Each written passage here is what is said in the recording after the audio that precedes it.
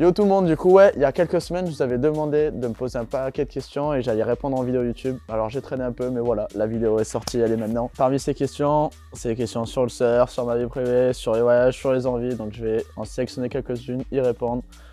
Ça vous permettra d'en connaître un peu plus sur moi, pas tout, mais un peu plus. Les questions. Ça y est, c'est parti pour la première question. Donc ça sera de la part de isodore.cdrt. Et il m'a dit, c'est quoi tes objectifs en compétition dans les prochaines années? Mes objectifs en compétition pour les prochaines années sera donc du coup sur le court terme, donc dans l'année qui arrive en junior, de décrocher le titre de champion d'Europe junior et donc potentiellement le champion du monde junior. Après, c'est aussi surtout faire une bonne année en junior, gagner des compètes, faire de bonnes performances, prendre du plaisir. Et ensuite, côté QS, donc en parallèle, de faire des résultats, faire des belles perfs en QS pour pouvoir atteindre le Challenger Series, donc me classer dans le top 10 régional. Et après, ensuite, sur du long terme, du coup, forcément, il y a le CT qui est rêve de gosse un peu et qui est en tête, et c'est un de mes objectifs principaux. Et puis, on va dire un nouveau rêve qui est arrivé il y a quelques années avec l'arrivée du surf au JO. Donc, les Jeux de Paris 2024, c'est sûrement le plus gros objectif sur le long terme. Parce que voilà, si je pense que j'arrive à atteindre les jeux, ça veut dire que je serai au top physiquement, mentalement et techniquement. Donc les jeux sur le long terme et les juniors et le Challenger Series sur le court terme. Petite question de la part d'Elisa Negreuri. Est-ce que tu as déjà pensé à tout arrêter ou à faire autre chose? Je trouve que c'est une question assez intéressante. C'est vrai que c'est des idées qui me semblent peut-être vite fait arriver parfois de temps en temps, surtout dans des moments durs d'un peu de ma vie, sur des blessures, sur des accidents ou sur des côtés difficiles un peu personnels. Et généralement, quand cette idée elle arrive, elle repart très rapidement.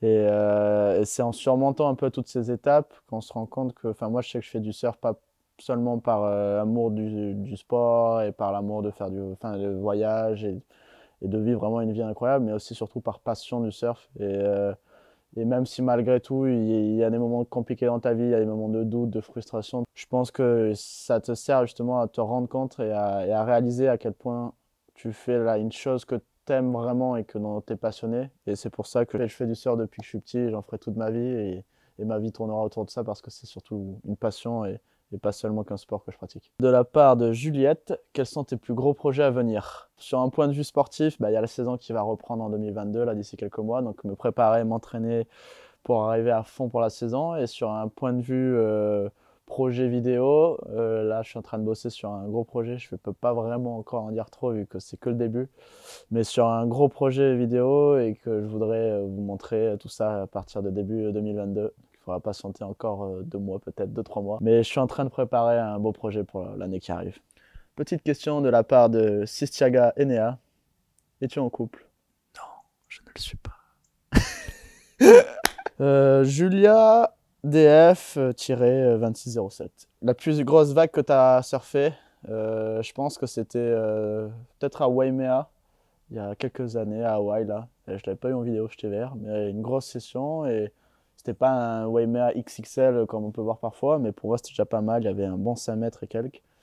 Et donc une bonne vague de 5 mètres et quelques, avec une bonne branlée derrière aussi. Donc bien fait secouer, mais voilà, la montée d'adrénaline que tu prends quand tu surfes des vagues de gros comme ça, c'est juste incroyable. Donc c'est un truc assez particulier, mais très intense. Trey You, ton plat préféré? Même si beaucoup diront les pâtes au pesto, pour ceux qui me connaissent, parce que c'est quand même une passion, les pâtes au pesto. C'est pâtes au pesto tous les jours, quoi. Peu importe la situation, pâtes au pesto comble la situation. Mais il en existe un plat qui est au-dessus des pâtes au pesto. Et celui-là, il est on top, il bougera jamais, c'est la raclette. Pour tous les passionnés de raclette, manifestez-vous, la raclette on top. J'ai même fait une raclette au Costa Rica en plein mois de décembre, donc il fait à peu près 30 degrés là-bas. Je tenais à le dire.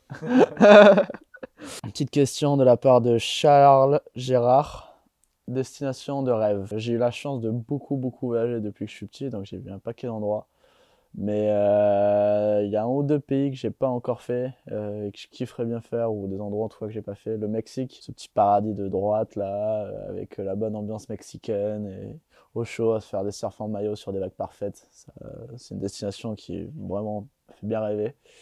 Et aussi la Réunion en vrai. La Réunion, j'ai toujours voulu y aller, mais avec la crise requin qu'il y avait depuis pas mal d'années, du coup forcément ça m'a un peu démotivé. Mais là je vois que la situation va de mieux en mieux à chaque fois, donc je pense d'ici 1 ou 2 ans, je laisse encore passer un peu de temps. Je pense essayer de faire un petit tour sur cette île paradisiaque de la Réunion et voir comment ça se passe. Mais ouais, Réunion ou Mexique, c'est les deux petits endroits.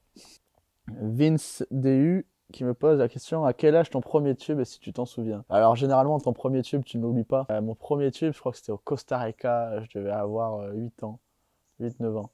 J'étais comme un pec, je l'ai mis, je suis sorti, j'ai claimé toute la vague, je suis sorti, j'en pouvais plus, je sautais dans tous les sens, j'étais comme un fou. J'ai aussi pas mal de questions par rapport à mes tatous, vu que cette année ça a été une année assez riche en tatous. J'ai commencé avec un bon tatou ici, et là j'en ai fait un autre là. Déjà ouais, vu qu'il y a quelques questions si on me demandait si les tatous étaient permanents, donc oui, normalement un tatou c'est permanent, en tout cas les miens ils le sont. Et j'ai 2 tatous du coup, ils ont tous les deux un sens, mais c'est un sens un peu plus personnel. Et après, ouais, je compte m'en faire encore pas mal. Je vais voir, j'ai pas mal d'idées, mais je vais essayer de prendre mon temps quand même.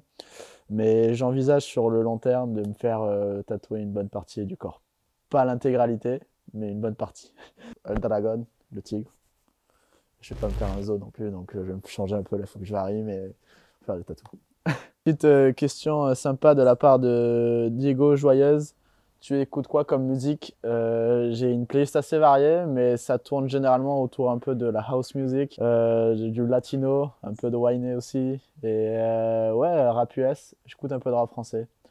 Sûrement pas autant que la plupart des Français, mais ouais, j'en écoute un peu. Mathéo Surf Mini FMIL, désolé. Tu préfères les tubes ou les R? Les R c'est fun, mais les tubes c'est quelque chose de différent, c'est juste une dinguerie, donc les tubes, de loin.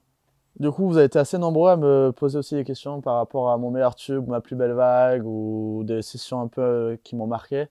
Et je vous prépare une autre vidéo où je vais vous montrer ces vagues, vous expliquer un peu pourquoi cette vague a été si spéciale. Et donc, ouais, un peu une sorte de best-of un peu, ou highlight de ces dernières années, ou peut-être depuis le début du Covid, je pense. Parce que comme j'ai eu de la chance de scorer quelques bonnes sessions et bons barrels depuis le début du Covid, vous raconter un peu l'histoire, on va dire, de la session ou de la vague, quoi.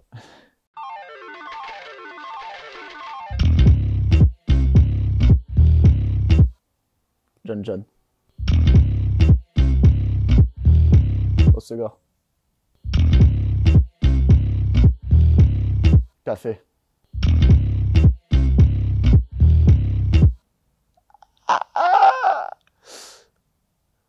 Joker. Travis Scott feat. Jul. À la rame. Chocolatine, quand même. Je viens du sud. Hein. Ah, par contre, moi je viens du sud-ouest. Alors Paris.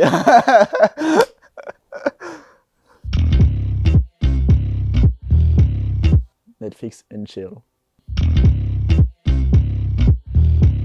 Oh, mec, c'est hyper dur ça en vrai. Mais champion olympique. C'est plus.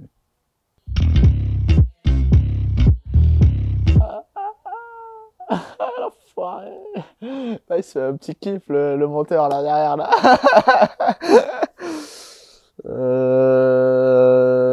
Plutôt se prendre une branlée à FIFA ou alors pas réussir à passer la barre. Pas réussir à passer la barre. Et que dans tous les cas, je sais que pas réussir à passer la barre, ça n'arrivera pas. Et lui mettre une branlée à FIFA, ça arrive tous les jours. Donc,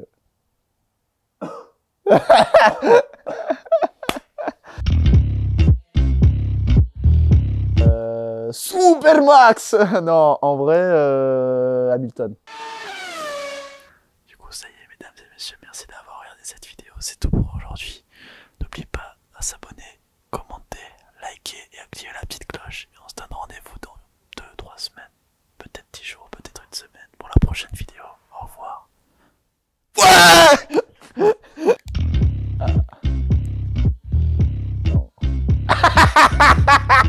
Faudrait voir Gabriel qui est derrière, il en peut plus le type. Qu'est-ce que je branle.